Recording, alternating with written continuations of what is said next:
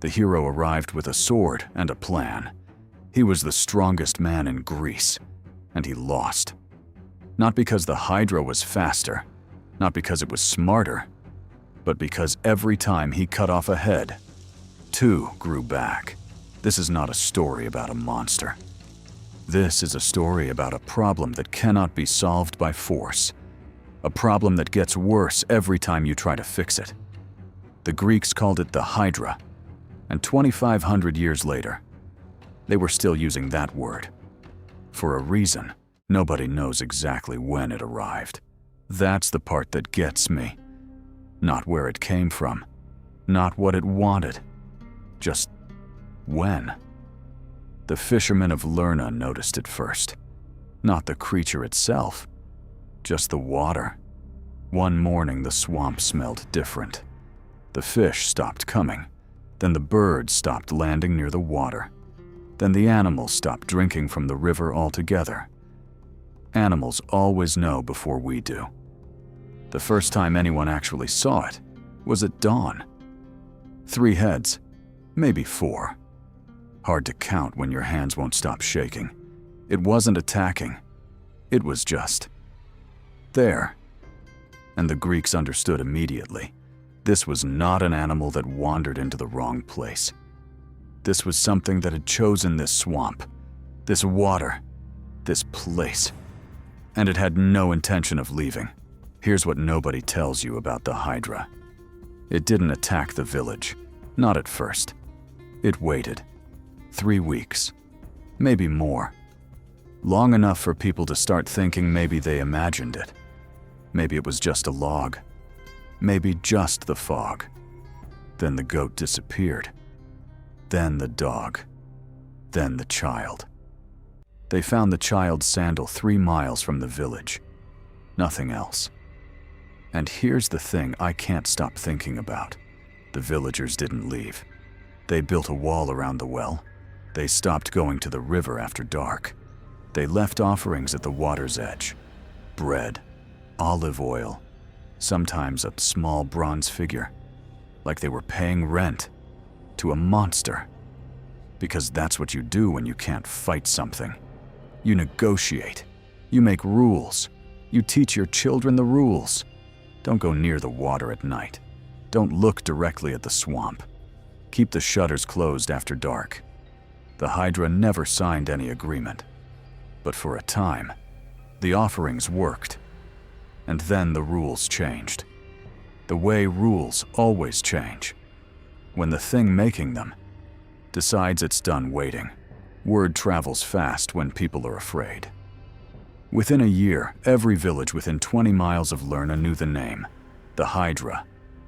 But here's the strange thing about fear. It doesn't make things smaller. It makes them bigger. The fisherman who saw 3 heads told his cousin 4. The cousin told his neighbor 6. The neighbor told the market 7. And by the time the story reached Athens, nobody was counting anymore. There was a shepherd, this is in the old records, or something close to records, who claimed he watched the Hydra cross open land at night. Not the swamp. Open land. Moving between villages like it was choosing, like it was deciding. The Greeks had a word for this kind of creature. Something that exists outside the rules of the natural world. Not an animal. Not a god. Something in between. Something that knew you were there before you knew it was watching. They sent a hero. Of course they did. That's what you do when negotiation stops working.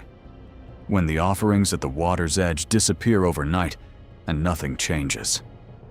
His name was Heracles, and he arrived at Lerna with a torch and a sword, and the kind of confidence that only exists before you've actually seen the thing you came to kill. He cut off the first head, and 2 grew back. He cut off the second, and 2 more grew back. And that's when he understood. This wasn't a fight he could win by being stronger. The Hydra didn't fear death. It fed on it. After Heracles left, the swamp went quiet. For weeks, nothing. No disappearances. No dead fish. No birds fleeing the trees. Just silence. And the Greeks did what humans always do after surviving something terrible. They declared victory. They built a temple. They told the story at festivals, how their hero came and fought and drove the monster back.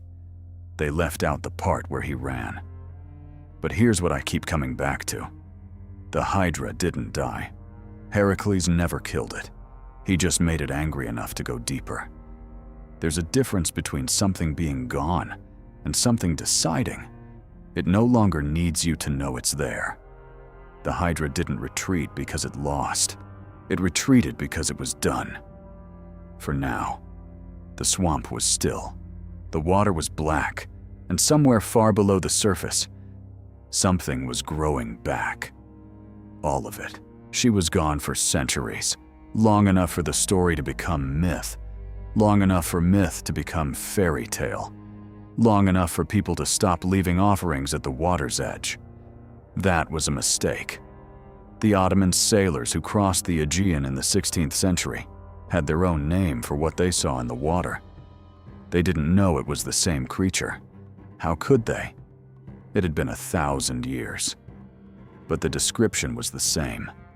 Multiple heads, eyes like burning coals, a body so large it displaced the water around entire ships. One captain wrote it in his log, and this log still exists in a library in Istanbul. He wrote, "Something followed us for 3 days and 3 nights. We could not see it. Only the water, moving where nothing should move." He didn't use the word Hydra. He didn't know the word. But he knew what fear felt like, and it felt exactly like this. In 2010, Greece collapsed. Not literally, not all at once, but the debt crisis hit like something ancient and inevitable, like something that had always been coming. The country lost its financial head overnight. And then something strange happened. 2 grew back. Protests. Strikes. A generation that refused to disappear quietly. New political movements rising from the ruins of old ones. Artists. Writers. People who decided that if the system was broken, they would build something different in its place. I'm not saying the Hydra caused the Greek financial crisis. I'm saying the Greeks invented the Hydra, because they already understood something the rest of the world keeps having to relearn. You cannot kill this country. You can cut off its head. You can take its money, its sovereignty, its dignity, and it will grow back. Every single time. 2 heads where there was one. That's not weakness. That's the oldest survival mechanism in the world. Here's something nobody talks about. The swamp of Lerna still exists. Right now. Today. In the Peloponnese region of southern Greece. You can drive there. You can park your car and walk to the edge of the water and stand there and look at the black surface. Local fishermen won't go near certain parts of it after dark. They don't explain why. They just don't go. In 2019, a wildlife photographer spent 3 weeks camped at the edge of the swamp. He was trying to document rare bird species. He packed up and left on day 4. He never published the photos he took on day 3. Nobody knows what was in them. The Hydra didn't need to become digital. It didn't need neon lights or circuit boards. It just needed us to keep telling the story. And we never stopped. Every country has something it cannot kill. Something that goes deeper when threatened.